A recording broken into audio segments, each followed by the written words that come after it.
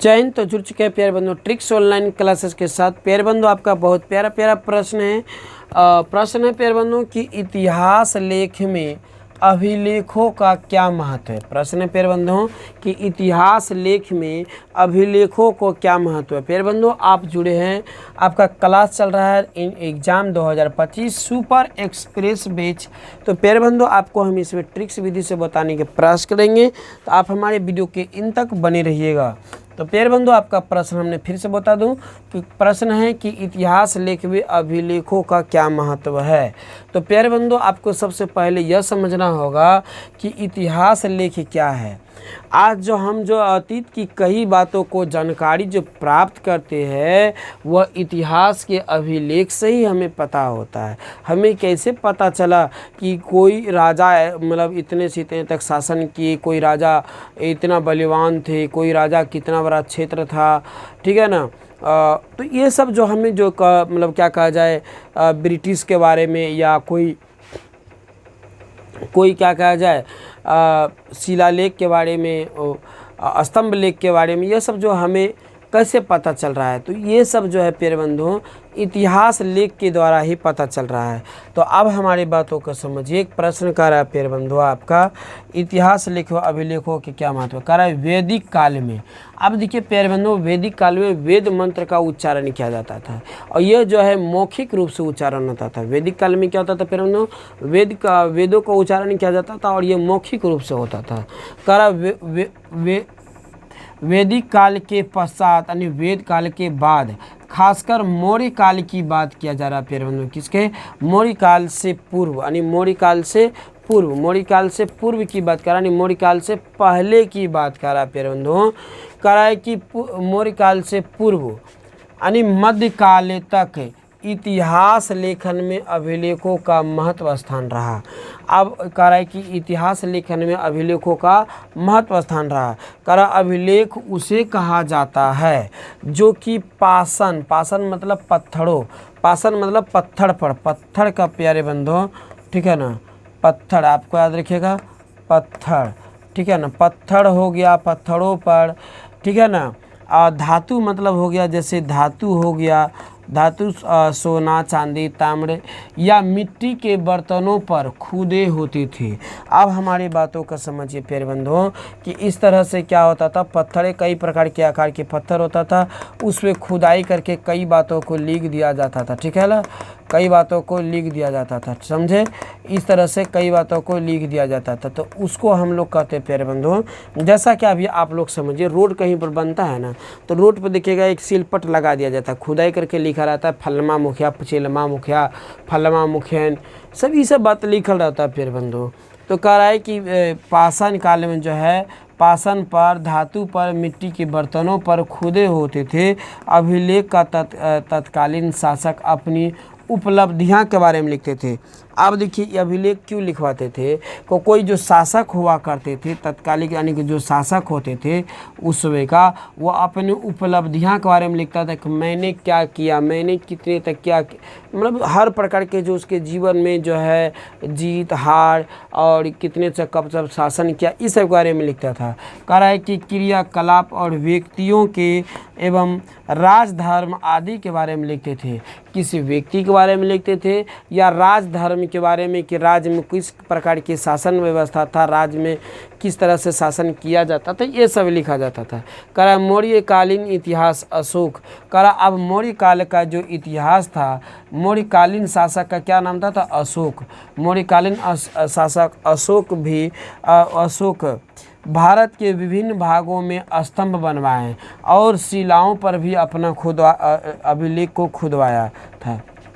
कह रहा है कि मौर्य काल का जो मौर्यकालीन शासक थे जिसका नाम था अशोक, वह जो है कई जगह स्तंभ बनवाया। स्तंभ जैसे ईंट भट्टे आप लोग तो देखे होंगे, ईंट भट्टे इस तरह से बनवा करके उसमें जो है लिखा दिया जाता था। मतलब ईंट भट्टे देखे हैं ना प्यारे बंधुओं, तो उसी प्रकार के ये भी मतलब स्तंभ बनवा दिया जाते थे और इसके ऊपर जो है खुदा करके खोद करके मतलब कई माध्यम से उसको लिखवा देते थे। या ठीक है ना, अशोक या शिलालेख मतलब कोई पत्थरों पर लिखवाते थे। करा अशोक के इतिहास अभिलेख के द्वारा हम सम्राट अशोक के धर्म के बारे में। अब धर्म जो है सम्राट अशोक एक धर्म चलाया था। सम्राट अशोक क्या चलाया था? तो सम्राट अशोक धर्म चलाया था, जिसमें धर्म प्रचार के बारे में बताया गया था। कब? ये जब क्या कहा जाए कलिंग युद्ध के बाद, जब उसका जो हृदय में जो बदलाव आया था, उसके बाद जो है उन्होंने एक धर्म चलाया जिसमें जो है सभी धर्मों को और जो है क्या कहा जाए कि समान अधिकार दिए और जीवों को जो है पाप हत्या पर रोक लगाए। इस प्रकार की बातों को किया गया था। ठीक है ना। कह रहा है कि प्रचार के उपाय किए और मानवता की सेवा के लिए आदि को भी भली भांति समझा, और क्या मानव होता है, क्या जीव होता है, क्या आत्मा होता है, उसको भी भली भांति समझा। करा अशोक के अभिलेख के आधार पर भंडाकर महोदय अशोक का संपूर्ण इतिहास को लेखन किया है। तो अब आपको प्रश्न आ जाएगा कि इतिहास लेखन का कार्य, अशोक का इतिहास लेखन का कार्य किसे सौंपा गया था? तो भंडाकर महोदय को सौंपा गया था। अशोक जो है कहाँ कहाँ पर अपना अभिलेख लिखवाएं? तो स्तंभ पर, शिलालेख पर, हाथी गुफा, ये सब जो है इसका अभिलेख मिलते हैं। आप प्यारे बंधु अब हमारी भाषा में समझिए, बोलिए लिखिएगा। जो पहले जो लिख करके जो पत्थर पर या पत्थर पर कहिए या स्तंभ मतलब जो है बड़ा बड़ा बिंब पर बना करके, या ताम्र पर या धातु पर या मिट्टी के कुछ बर्तनों पर जो अपने खुदाई करके अपने कुछ पहचान या कुछ लिख दिया जाता था, उसी को आधार पर जो हम लोग जो है मतलब क्या कहा जाए इतिहास को जो जानकारी प्राप्त करते हैं, तो वही अभिलेख कहलाता है। क्या कहलाता है? तो इतिहास अभिलेख कहलाता है। तो आपको बोलेगा इतिहास अभिलेख का तात्पर्य है, इतिहास अभिलेख का तात्पर्य है, या तो बोलिएगा प्राचीन वैदिक काल के पश्चात अर्थात मौर्य काल में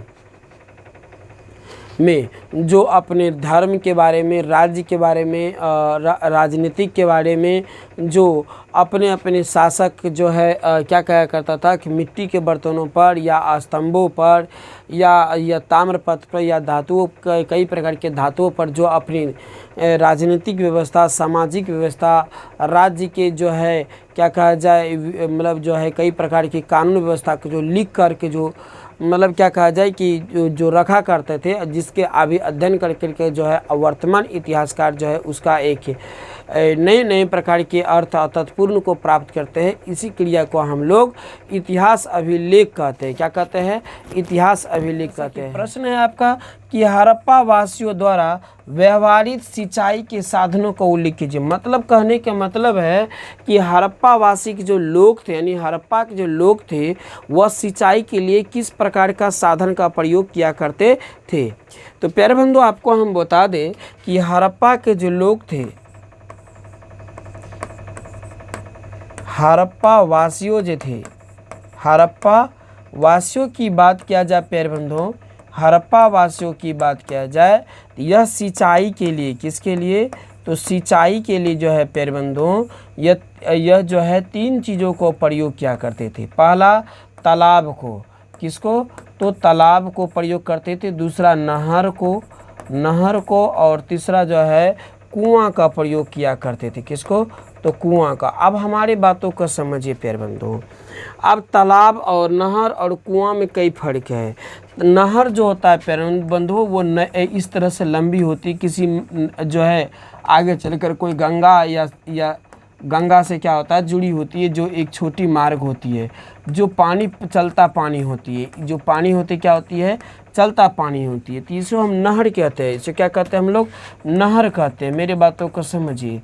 अब तालाब जो होता है, ये तो नहर की बात बताते हैं। तालाब जो होता है प्यारे बंधुओं जो चारों ओर से घिरा हो, जो चारों ओर से घिरा हो उसे हम तालाब कहते हैं। जो चारों ओर से घिरा उसे हम क्या कहते हैं? तालाब। और कुआं तो आप सब भली भांति जानते हैं कि कुआं किस तरह होता है। कुआं जो है मिट्टी के अंदर होती है, जो खुदाई करके बनाई जाती है। ठीक है, तो ये बात को समझिए। अब देखिए हम बात बता रहा हूँ प्यारे बंधु, ये सब जो है तालाब के द्वारा भी सिंचाई करते थे, नहर के द्वारा और क्या कहा जाए कुआं के द्वारा। अब ये जो हड़प्पा जो है इस प्रकार के जो हड़प्पा के जो हम बात कर रहे हैं प्यारे बंधुओं, सन 1921 ईस्वी की बात कर रहे हैं, ईसा पूर्व का। ठीक है, नहीं 1921 ईस्वी की बात कर रहे हैं प्यारे बंधुओं। अब उसके बाद यदि इस तरह से सिंचाई का प्रयोग किया करते थे, लेकिन लेकिन कह रहा है कि प्राचीन काल में। अब हमारे बातों को समझिएगा, इतिहास को, किसको, इतिहास को अध्ययन के दृष्टि से 3 वर्गों में बांटा गया है। पहला हो गया प्यारे बंधुओं प्राचीन, क्या हो गया, प्राचीन, मध्य और आधुनिक। क्या हो गया, आधुनिक। याद रखिएगा, प्राचीन, मध्य और आधुनिक। तो प्यारे बंधु हम अभी बताने जा रहे हैं आप लोगों को प्राचीन काल के बारे में। किसको, तो हम बताने जा रहे हैं प्यारे बंधु प्राचीन कालों के बारे में। देखिए प्यारे बंधु प्राचीन काल में क्या हुआ करते थे, अब मेरे बातों को समझिए। आप कहिएगा सर यहाँ पर तो आप सिंधु की बात पे चलिए, सिंधु प्रदेश। देखिए प्यारे बंधु हुआ क्या था कि इस तरह से बात होता था कि जैसे ये पूरे क्षेत्र है, तो ये पूरे क्षेत्र जो है सिंधु प्रदेश कहलाता था। क्या कहलाता था, ये पूरे प्रदेश जो प्यारे बंधु ये सिंधु प्रदेश कहलाता था। समझ में आ रहा मेरे बातों को, ये पूरे प्रदेश जो है तार वाली जो है माइक इसे लपटा जाता है, इसलिए घूमना पड़ जाता है प्यारे बंधु। तो हमारे बातों को समझिए, ये सब जो है ये सब सिंधु प्रदेश थे, सिंधु प्रदेश था। और इसी में जो है हड़प्पा, मोहनजोदड़ो, काली बंगाल, लोथल इसी का आसपास से पाया जाता था। तो यहाँ पर मुख्य रूप से जो था सिंधु प्रदेश में, मुख्य रूप से जो था सिंधु प्रदेश में वो था प्यारे बंधु हड़प्पा। कौन था, तो हड़प्पा था। इसलिए इसको हड़प्पाई सभ्यता या सिंधु सभ्यता के नाम से भी जाना जाता है। अब हमारे बातों को समझिए प्यारे बंधु, कह रहा है कि प्राचीन काल में सिंधु प्रदेश में वनस्पति प्रचुर मात्रा में थे। यानी कि ये पूरे बात की बात करें, ये पूरे क्षेत्र जो था, यदि इसका क्षेत्र की बात करें तो यह सिंधु प्रदेश क्षेत्र कहलाता था। क्या कहलाता था, तो सिंधु प्रदेश क्षेत्र कहलाते थे। ये बात याद रखा, ये पूरे जो कहलाता था प्यारे बंधु ये सिंधु प्रदेश क्षेत्र कहलाता था। यहाँ तक क्लियर, ये जो पूरे कहलाता था क्या कहलाता था प्यारे बंधु, सिंधु प्रदेश क्षेत्र कहलाता था। अब इसी के अंदर में था प्यारे बंधु हड़प्पा। क्या था, तो इसी के क्षेत्र में था प्यारे बंधु हड़प्पा। अब हड़प्पा जो था प्यारे बंधु, तो अब कह रहा है इसी क्षेत्र में हड़प्पा था। अब इसी क्षेत्र में था प्यारे बंधु हड़प्पा। अब देखिए यहाँ पर जो है प्यारे बंधु मेरी बातों को समझिए, प्रचुर मात्रा में वन पाया जाता था। प्रचुर मात्रा में क्या पाया जाता था, वन। वन मतलब जंगल अत्यधिक मात्रा में थे। अब ये वन क्या करता है प्यारे बंधु, हमारी बातों को समझिए, वन जो है बादलों को, किसको, वन जो है बादल को, मेरी बातों को समझिए, वन जो है बादल जिससे वर्षा होती है, वन जो है बादल को आमंत्रित करते थे। अब जब वर्षा अत्यधिक होगी तो यहाँ पर तो बाढ़ की संभावना बढ़ जाएगी। यहाँ किसकी संभावना बढ़ जाएगी, बाढ़ की संभावना बढ़ जाएगी और प्रतिवर्ष बाढ़ आ जाती थी, जिसके कारण बाढ़ की संभावना बढ़ जाती थी और प्रतिवर्ष बाढ़ आती थी। और बाढ़ के कारण जो है मिट्टी जो आती थी वह मिट्टी आती थी जलोढ़ मिट्टी। कौन मिट्टी आता था प्यारे बंधु, तो आपको याद रखिएगा जलोढ़ मिट्टी आता था। ठीक है ना, कौन, तो जलोढ़ मिट्टी आती थी। आपको याद रखिएगा जलोढ़, यहाँ पर डो है, ठीक है ना, यहाँ क्या है प्यारे बंधु, तो 1 मिनट आपको याद रखिएगा जलोढ़। ठीक है, यहाँ पर जलोढ़ है, जलोढ़ मिट्टी आती थी। अब जलोढ़ मिट्टी जो है फसल के उपजाऊ के लिए उपयुक्त मानी जाती है। ये जो है जलोढ़ मिट्टी जो है फसल को उपजाऊ के लिए उपयुक्त मानी जाती है। अब इस तरह से जब बाढ़ आती थी तो क्या होता था कि नदियों में, नहर में या तालाब जो चारों ओर से घिरी होती थी, तालाब में और कुआं की जो है पानी स्तर बन जाता था। और कुआं में, कहाँ पर प्यारे बंधुओं, तो कुआं में जो है पानी की स्तर बन जाती थी, मतलब पानी जो ठहर जाता था। ठीक है ना, और जब वहाँ पर लोग सिंचाई करते थे तो सिंचाई के लिए जो है वे लोग अपने अपने साधन के अनुसार अपने अपने क्या कहा जाए कि जिस प्रकार के, जहाँ पर नहर की व्यवस्था होता था वहाँ नहर, जहाँ पर तालाब होता था वहाँ तालाब, और जहाँ कुआं की व्यवस्था होता था वहाँ पर कुआं के सहारे जो है वो लोग क्या करता था, खेतों में सिंचाई किया करते थे। ठीक है ना, सिंचाई किया करते थे। तो आपको परिभाषा कैसे लिखना प्यारे बंधुओं, बोलेगा प्राचीन काल में, पहले बोलेगा प्राचीन काल में सिंधु क्षेत्र में, प्राचीन काल में सिंधु क्षेत्र में प्रचुर मात्रा में वन पाया जाता था। प्रचुर मात्रा में क्या पाया जाता था, प्रचुर अत्यधिक मात्रा में वन पाया जाता था, जिसके वजह से वह बादल को आमंत्रण करते थे। मतलब बादल उससे ज़्यादा आता था, बादल की आमंत्रण होती थी। बादल की आमंत्रण होने से वर्षा जो है अत्यधिक मात्रा में होती थी, जिसकी वजह से बाढ़ की भयावह स्थिति पैदा हो जाती थी, यानी बाढ़ की स्थिति होती थी। ठीक है, और अत्यधिक बाढ़ आने से उसके साथ जो है जलोढ़ मिट्टी का बहाव आता था। जलोढ़ मिट्टी जो है कोई भी फसल के लिए उपयुक्त माना जाता है उर्वरक क्षेत्र में, यानी कि ज़्यादा फसल इससे उपजता है। अब यह हड़प्पा वासियों को जो मुख्य जो मतलब जीने के साधन था, मुख्य जो पेशा था वो व्यापार और कृषि पर ही था। कृषि और कृषि होता था तो उससे व्यापार होता था। जिस वक्त कृषि नहीं होता था उस वक्त व्यापार नहीं हो पाता था, मतलब थोड़ी मंदी पड़ जाती थी, क्योंकि उसका मुख्य जो है क्या कहा जाए व्यवसाय जो था वह कृषि ही थे। ठीक है, तो इसलिए वो कृषि के लिए वो हर प्रकार के साधन को अपनाते थे। तो जब उसके बाद बाढ़ की स्थिति जब समाप्त हो जाती थी तो वो जो मैदानों में जो जलोढ़ मिट्टी के जो एक जमा हो जाता था उसमें गेहूं और जौ को बुआई कर दिया जाता था, जो अप्रैल माह में काट ली जाती थी। जो अप्रैल माह में क्या कर जाता था, काट ली जाती थी। अब वह उसमें जो फसल जो लगाएगा तो उसे पानी की तो आवश्यकता पड़ेगा। अब पानी की आवश्यकता हेतु उन्होंने नहर की भी उपयोग क्या करते थे, तालाब का भी उपयोग क्या करते थे और कुओं का भी उपयोग किया करते थे। तो आपको हमारे परिभाषा को समझ में आ गया होगा। अब ऑब्जेक्टिव प्रश्न पूछ लिया जाएगा कि हड़प्पा वासियों की प्रमुख फसल क्या हुआ करते थे। तो हड़प्पा वासियों की प्रमुख फसल जो गेहूं और जौ हुआ क्या करते थे।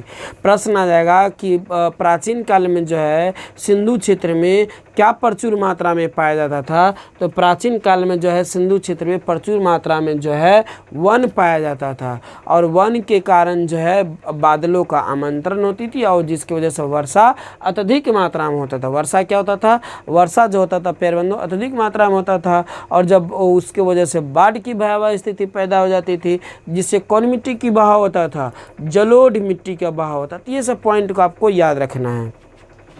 तो आपको एक एक पॉइंटों को याद रखना है प्यारे बंधुओं। तो आप यहाँ पर से समझिए, तो आपको परिभाषा कैसे लिखेगा कि हड़प्पा वासियों द्वारा व्यवहारिक सिंचाई के साधन तक, यहाँ तक देखिए इस तरह से हाइपन दे दीजिएगा, उसके बाद इस तरह से रैकरिंग कर दीजिएगा, उसके बाद लिखना है प्यारे बंधुओं। मेरी बातों को समझिए, मैंने क्या आपको बताने का प्रयास किया। आपको करना है कि यहाँ से लेकर यहाँ तक इस तरह से रैकरिंग करना है, और यहाँ के बाद इस तरह से करने के बाद लिखेगा, बोलेगा प्राचीन काल में हड़प्पाई सभ्यता अर्थात सिंधु सभ्यता में प्रचुर मात्रा में अत्यधिक मात्रा में वन हुआ करते थे।